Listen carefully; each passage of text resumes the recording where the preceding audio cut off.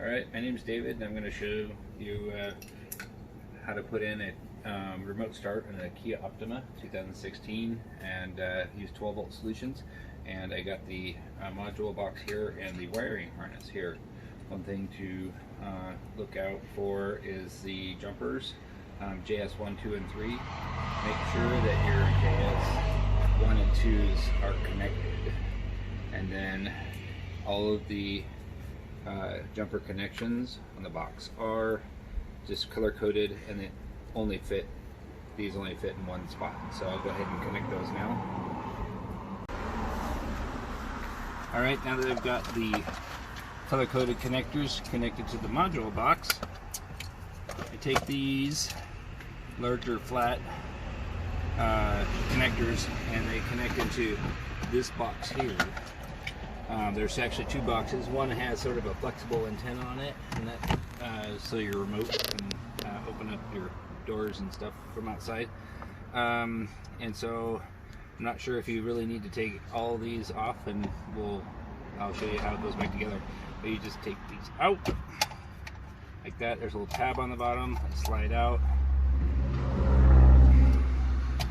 and it disconnects, and you just find the appropriate female connector, and they only fit in one way, like that. And now you're connected to the wiring harness, and now we'll connect the wiring harness to the existing car module, and they just snap in like so. So now everything is connected, and you should follow the directions to program and look at the lights. They are right here, the LED lights that are in the directions. So this is number 1, this is number 2, and they'll blink as you follow the directions on the PDF. Alright, we've got the module programmed following the directions on the PDF, and we're getting ready to try it out. Start up the car remotely. Make sure all your windows are locked or up and the doors are locked, and you just press the button 3 times. And the mirrors are going out. There you have it. Success. I got the module that we plug into back in here. There's a screw, a bolt that goes in right here into a bracket.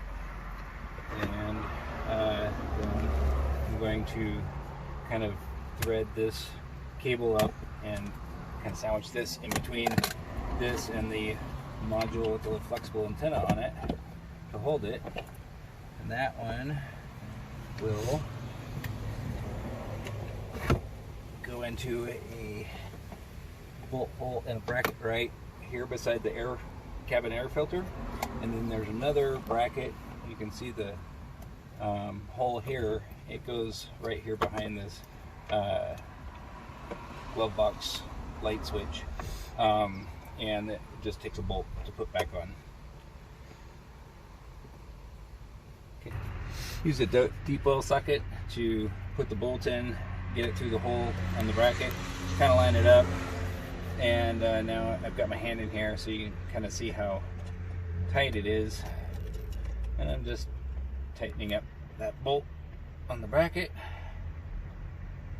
for the big module that we connected to. Alright, now I just need to tighten it. Alright, I've got the big module tightened down with that nut right there, and I've got the small module turned and lined up, and I've also put the new module remote start box in between these two. You can't really see it because it's behind those plugs, but it's kind of resting in there. I'm not sure if I'll have to, put a zip tie or something on it to keep it up there, but it seems like it's pretty snug. And you just have to line up that threaded post with the bracket there next to the air freshener, and then this one right here back onto this post behind the glove box light switch. And it's just going to have to kind of play with it until they go on, and then figure out how you're going to get the the little nuts, these nuts back on to the posts. So I got this nut onto this post over here next to the cabin air filter. That was a hard one to get started for sure. And then right here behind the light switch, the glove box light switch, there's a post, and I got that one on there, and it's just about tight. So when you take it apart, this is the one you're going to need to loosen. And here is the switch, or the power to this glove box switch. I had to remove that because I was pulling this out. I don't know if you really have to, but it just made my job easier, and it's just a little 4-pin plug that goes in right back here. Alright, I've got some bolts to put on, or some nuts to put back on these posts, and some little screws to put back in there. They're the black Phillips head 8mm socket screws that go in here, and get ready to put back in the other pieces of molding in the glove box. I did pull a little hard and pulled that out a little bit, so had to kind of finagle that to get it back in there. So just be careful there, and you don't need to unscrew the screw behind here. As you see, I didn't quite get that all back in, so I'll have to figure out something there. So far everything's going back together pretty well. Alright, before I go ahead and start tightening down these posts for the glove box molding, I found another screw, and it actually goes into this bracket on the large box, and there's a little square, looks kind of like a post or something off the back of the fan blower assembly below the air filter. And so now I gotta get that bolt started and tightened, and unfortunately it's easy to reach. Just have to find the right spot, get her in. Alright, so I've got the two nuts on the threaded studs there, and now I'm putting the little black screws into these holes behind the glove box, and there'll be two more here and another bolt out here, or screw, sorry. Alright, there is one more the black 8mm screws over here, and just getting that tightened up. And we put on the molding, or I don't know, part of the dashboard, and this part goes underneath this flexible door molding. I don't know if I'm using proper terminology. And then you just line up the square holes for all these. Oh, there we go. Snaps in. Looks good. The air filter cover, it has a U-shaped snap that goes in. Just put that through the hole and snap that in there. Be careful when you pull that out, because you can break those little hooks.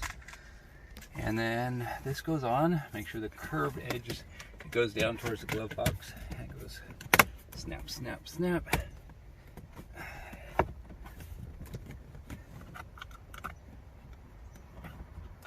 Okay.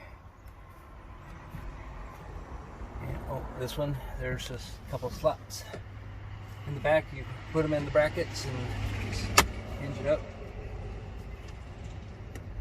and put that in there like so. Alright, these pins go into the hinge of the glove box. They just slide into the holes. Should go nice and easy. And then this little piston, it just simply snaps onto the side, and then these hold it in. They have like a little thread thing, and they just kind of screw in. They don't attach to anything on the inside of the dashboard. There's some grooves or slots in there. It just kind of provides a block for it. All right, and that's how I did it. Okay, for this project, I used a 3/8 inch ratchet with a 10 millimeter deep well socket and a, it's on this one, no, it's here, 10 millimeter regular socket, and a 1/4 inch drive with a 8 millimeter socket, and a 10 millimeter open end wrench came in handy, a flashlight, and I didn't really need a screwdriver, but I had it out here. But that's all the tools I needed to do this project. Overall, it took about, figuring out how it came apart, maybe 30 minutes, and putting it back together, trying to get some of the bolts and screws and stuff started, or the nuts and screws started. Took a little extra time because it's pretty tight in there, but overall this project probably took around an hour to an hour and a half, just kind of learning as I went. Alright, good luck.